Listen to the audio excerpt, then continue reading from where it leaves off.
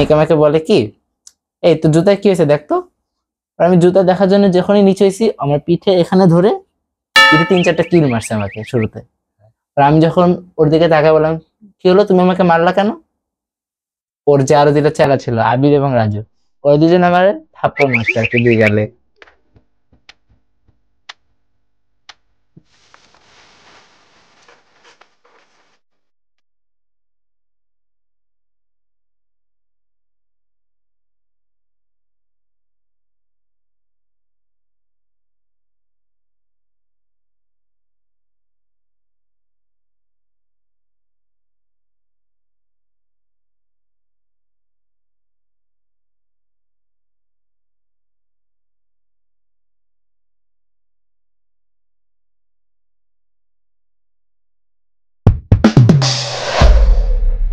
স্বাগত জানাচ্ছি আপনার আজকের এই অনুষ্ঠানটি, যে অনুষ্ঠানটি ডেজিমেন কর্তৃক সবচেয়ে জনপ্রিয় টক শো আজকে আমি সব বলে দেব।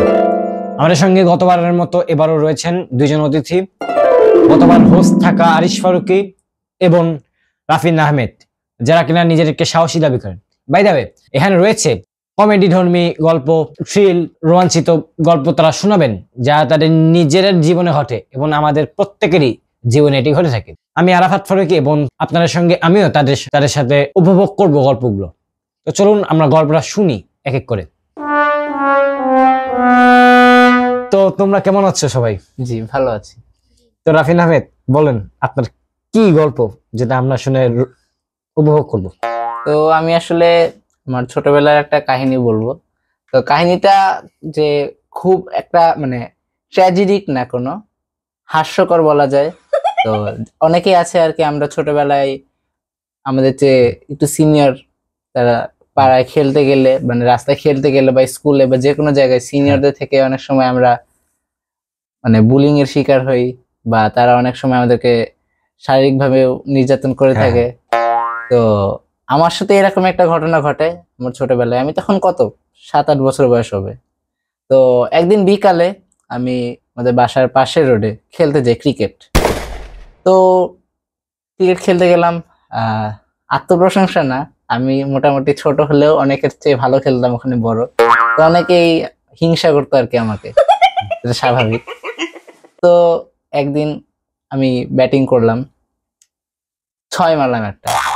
6 মারার কারণে বলটা পাশে একটা 3 তলা বাড়ি ছিল, বাড়ির ছাদে চলে গেল। তো ওইখানে আমরা মোটামুটি 7-8 জন ছিলাম যারা ক্রিকেট খেলতেছিলাম। তো হঠাৎ করে মানে একটা ছেলে ছিল, সে ছিল মোটামুটি সবার চেয়ে প্রায় বড় আর কি, তার নাম ছিল অনিক। তো অনিকের আরো দুইটা মানে তোষামতকারী ছিল সবসময়। হ্যাঁ, চেলা চেলা বলা যায় বা চামচা বলা যায়, যে কথিত ভাষায় আর কি চামচা বলে যাদেরকে। তো অনেকের 2টা চামচা ছিল, একটা নাম ছিল আবির, আরেকজনের নাম ছিল রাজু। তো আমি 6টা মারার পরে বলটা যখন হারায় যায়, অনিক, আবির আর রাজু 3জন আমার দিকে অ্যাপ্রোচ করে আসে। তো অনিকের আসলে প্ল্যানটাই ছিল ও আমাকে আজকে মারবে বা আমাকে যে কোনো ভাবে অপমানিত করবে আর কি। তো আমি বলটা হারায় ফেলার পরে অনিক আমার দিকে আসে। অনিক আমাকে বলে, মানে 3জন আর কি সামনে আসছে, আমাকে 3জন 3 দিক থেকে এভাবে ঘিরে ধরছে আর কি। অনিক আমাকে বলে কি, এই তো জুতা কি হয়েছে দেখ তো। আর আমি জুতা দেখার জন্য যখনই নিচে হয়েছি, আমার পিঠে এখানে ধরে 3-4টা কিল মারছে আমাকে শুরুতে। আর আমি যখন ওর দিকে তাকায় বললাম, কি হলো, তুমি আমাকে মারলা কেন? ওর যে আরো দুটো চেলা ছিল, আবির এবং রাজু, ওই দুজন আমার থাপ্পড় মারছে আর কি দুই গালে। আমি খুবই দুঃখিত, আমাদের একজন অতিথি এটা শুনে হাসতেছে, কিন্তু এটা একটা করুণ ঘটনা। ছোট বাচ্চার গায়ে আঘাত করা হয়েছিল। যাই হোক, তো এই ঘটনার পরে আমি কাঁদতে কাঁদতে আর কি অপমানিত বোধ করি আর কি। ছোট থাকলেও আমার আসলে আত্মসম্মান বোধ ছিল যথেষ্ট, তো আমি অপমানিত বোধ করি। কাঁদতে কাঁদতে আর কি বাসায় চলে যাই। বাসায় গিয়ে কলিং বেল দিলাম, আব্বু দরজা খুলে দেখলো কি আমি কাঁদতেছি। তো সে স্বাভাবিকভাবে জিজ্ঞাসা করলো যে কি হলো, তুমি কাঁদতেছো কেন? তুমি বললাম আর কি যে এরকম আমি ক্রিকেট খেলতে গেছি, আমাকে ওরা মারছে আর কি। তো সত্যি কথা বলতে কি, ওরা যতটুকু করছে আমি তার চেয়ে বাড়ায় বাড়ায় বলছি আব্বুকে ওদের বিপক্ষে আগায় দেওয়ার জন্য। তো ফলশ্রুতিতে কি হলো, আব্বু আমাকে নিয়ে ওই অনিকের বাসায় গেল আর কি। আমি মানে ওদের বিল্ডিংটা চিনতাম আর কি, তো ওদের বিল্ডিং এর সামনে নিয়ে গিয়ে আব্বুকে বললাম, আব্বু খোঁজ নিয়ে অনিকদের ফ্ল্যাটটা বের করলো। তো অনেকে বাসায় আব্বু গেল। হুম। অনেকের বাসায় গিয়ে ওই দিন অনেকের বাবাও ছিল আর কি বাসায়। তো আব্বু গিয়ে অনেকের বাবার সাথে ফার্স্টে পরিচিত হলো আর কি, কুশল বিনিময় করলো। তারপর আর কি আব্বু বলল অনেকের বাবাকে যে দেখেন ভাই, আপনার ছেলে সম্ভবত অনেক, ও আমার এই ছেলে, ওরা একসাথে ক্রিকেট খেলে আর কি প্রায় মাঝে মাঝে। তো আজকে শুনলাম অনেক নাকি ওকে মারধর করছে, অনেক মেরে নাকি ওকে মাটিতে ফেলে দিছিল একটা থাপ্পড় মেরে, পরে ও আরো 2-3 জন ডেকে 3 জন মিলে নাকি একসাথে ওকে মারছে অনেক। ওকে নাকি ধাক্কা দিছিল, রাস্তায় পড়ে গেছে।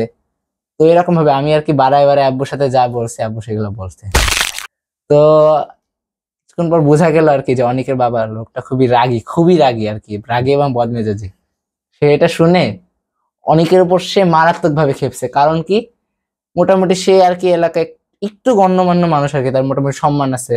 তো তার বাসায় আমরা বিচার নিয়ে গেছি, এটাতে তার মানে আতে ঘা লাগছে আর কি, তারও আত্মসম্মান মধ্যে লাগছে, প্রেস্টিজে লাগছে যে তার ছেলে এরকম মেরে ধরে বেড়ায় সবাইকে।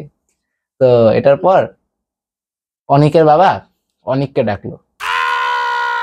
অনিককে ডাকার পরে আমার বাবার সামনে ফার্স্টে অনেককে 2-3টা থাপ্পড় তো মারছে, পরে আমার বাবা মানে ঠেকাইলো আর কি যে না না না ভাই, মেরেন না, আসলে ও বুঝে নাই, হয়তো বা মেরে ফেলছে কোনোভাবে ওকে। তো থাক, আপাতত আজকের মতো ওয়ার্নিং দিয়ে দেন, ও ভবিষ্যতে যেন কখনো এগুলো না করে আর কি। কারণ ও তো, আমার ছেলে তো ছোট মানুষ, ও তো এমন কোনো দোষ করে না, জাস্ট বলটা হারাই ফেলছে। তো এটার পরে আর কি আমি আর আব্বু চলে আসি আর কি, বেশিক্ষণ ওখানে থাকার সাহস পাই না। মানে অনেকের বাবা আর কি মারাত্মক রেগে গেছিল আর কি, যে কোনো সময় যে কোনো কিছু হতে পারতো। তো ধারণা করলাম পরবর্তীতে অনেক আরো একটু অর্ধচন্দ্র খাইছে, মারধর খাইছে ওর বাবার কাছে। তো আর কি সত্যি কথা বলতে কি, অনেক মায়ের খাওয়ার পর আমি পাশবিক আনন্দ পাইছি যে ও কেন আমাকে মারলো, আর যখন মারছে ও মার খাইছে আমি খুশি হয়েছি। তো এই ছিল আমার আজকের ঘটনা। পরে কি ছেলেটা ভালো হয়ে গিয়েছিল? ওর সাথে পরবর্তীতে আমার তেমন আর খুব বেশি ইন্টারাকশন হয় নাই, বাট যতদিন হয়েছে ও আর কি আমাকে এড়ায় চলার চেষ্টা করতো। খেলাধুলাও হয় নাই ওদের সাথে আর? হ্যাঁ, মাঝে মাঝে খেলছে আর কি, অন্য অনেকে ছিল। তো আর কি মানে ও আর কি বেশিরভাগ সময় আমাকে ইগনোর করার চেষ্টা করতো আর কি, বেশি ঘাটাইতো না। তো আপনার গল্পটা আমার ভালো লাগলো, দুঃখজনক ছিল, তবে আপনার পাশবিক আনন্দটা আমার খুবই ভালো লেগেছে। অন্য প্রান্তে রয়েছেন আমাদের আরেক অতিথি আরিশ ফারুকী, যিনি কিনা আমাকে আগের পর্বে ইন্টারভিউ নিয়েছিলেন। হ্যাঁ। এবার আমি তার ইন্টারভিউ নিব। হ্যাঁ। তো আরিশ ফারুকী, কি গল্প আছে? আজকে শুনে- আমি যা বলবো তা কোনো পরীক্ষা ফেল টেল না, আজকে একটা রোমাঞ্চক ঘটনা। তা বেসিক্যালি আমি এখন ক্লাস 2-তে পড়ি, 3-তে উঠবো। তা ঘটনা হয়েছিল ক্লাস 1-এ, আমার ব্যাগ হারিয়ে গিয়েছিল। তা আমি কিভাবে? কিভাবে, ওই যে আমি কোচিং এ গিয়েছিলাম, ঘুম থেকে উঠে খেয়ে দিয়ে কোচিং এ গেলাম, সব ভালোই চলছিল। কোচিং থেকে আমার মতোই দেখতে, আমার ব্যাগের মতোই দেখতে একটা ব্যাগ স্কুলে নিয়ে চলে হুবহু? গেল। হুবহু না, বলতে গেলে অন্যরকম। তা না দেখে তাড়াহুড়া, কারণ গেট বন্ধ করে দিবে, এটা নিয়ে আমি চলে গেলাম। তা স্কুলের ক্লাসে ঢুকলাম, বসলাম, তখন আমি খেয়াল করিনি যে আমার ব্যাগ না। ঠিক আছে, বসলাম, মিস আসার 20 বা 15 মিনিট আগে ব্যাগটা হঠাৎ বেঞ্চ থেকে পড়ে গেল। আমি ভাবলাম তুলি, গিয়ে তুললাম, দেখি অন্যজনের ব্যাগ। আমি তো অবাক যে আমার ব্যাগ কই। তুললাম, পরে খুলে দেখলাম যে আমার কোচিং এ একজনের ব্যাগ নিয়ে চলে আসি। সে পরে আবার তুলতে, আমি পড়ি মানে কি করবো, আমার মাথা ছিল না। পরে আমার কোচিং এ একজন ক্লাস 2 এর একজন পড়ে, সে থাকে আবার 3 তলায় পড়ে। 3 তলায় গেলাম, গিয়ে বললাম যে আমার সাথে গিয়ে আবার কোচিং এ যাবে নাকি ব্যাগ আনতে। সে তো প্রথমে ইগনোর করে দিল। আমার মাথায় তো আকাশ ভেঙে পড়লো, কি করব। তা আমি চিনি ছেলেটা কে, কার ব্যাগ। তার ক্লাসে গিয়ে ব্যাগটা দিয়ে আসলাম, কিন্তু সে আবার আসেনি, তার এক প্রিয় বন্ধুকে দিয়ে আসলাম। আসার সময় মনে পড়লো যে আমি কিসে লিখবো। পরে গেলাম, বসলাম, তখনই আমাদের স্যার আসলো। সেই দিন আবার আমাদের মিসের বাবা মারা গিয়েছেন, আমাদের মিস আসলো না। তো অন্য একটা স্যার আসলো, চেনাই, রাগী অতটাও ছিল? রাগি না, তিনি আবার অনেক মজা করেন, পড়াশোনার দিক দিয়েও ভালো, মজার দিক দিয়েও ভালো। তা তিনি এসেই আমাদের দোয়াদুর পড়তে বললেন যে এরকম এরকম কথা। তা পড়ার পর লেখা দিলেন ইংলিশ। আমি কি লিখবো, আমার কাদা কাদা অবস্থায় বসে আছি। স্যার এসে জিজ্ঞেস করলেন কি হয়েছে তোমার, কাজ মানে করছো কেন, বসে আছো কেন। তা আমি আমার ঘটনা বললাম। পরে আমার পাশে একজন ছিল, সে এটাকে ভুল ভাবে দেখছে বলে সে এটাকে সঠিক বলে নিল। পরে স্যার বললো ওকে কিছু কাগজ দিতে। তা সে আমাকে কয়েকটা কাগজ দিল, সেই কাগজে লিখলাম। লেখার পর ছুটি, কি করবো মাথায় আসছে না। তা আসার সময় আমার ভ্যান তো নিয়ে এসে, তাই ভ্যান ওয়ালাকে বললাম যে সে আর আমি গেলাম আবার আমার কোচিং এ। গিয়ে যাওয়ার সাথে সাথে আমার লাক অনেক ভালো, যাওয়ার সাথে সাথে যে জায়গায় ব্যাগ রাখার জায়গায় সেই জায়গায় আমার ব্যাগ ছিল। বেঁচে গেলাম প্রাণে। পরে আমি চলে আসলাম। ওই ব্যাগটা কি রেখে দিয়েছিল নাকি? না, ওই ব্যাগটা আমি ওর একজন প্রিয় বন্ধুকে দিয়েছিলাম ক্লাসের মধ্যে। ও হ্যাঁ হ্যাঁ। এই ছিল আমার ঘটনা। তবে ইমোশনাল ছিল গল্পটা। পরে আমার বাসায় গিয়ে আমার আম্মুকে সব বলেছি, তা আমার আম্মু কিছুই বলে নাই, রিয়াক্ট কিছুই করে নাই, বলছে পেয়ে গেছে তো তাই কিছু হবে না। আবার হলো কি, যার ব্যাগ আমি নিয়েছিলাম সে তো হাসি মুখে কোচিং থেকে নাকি বের হলো।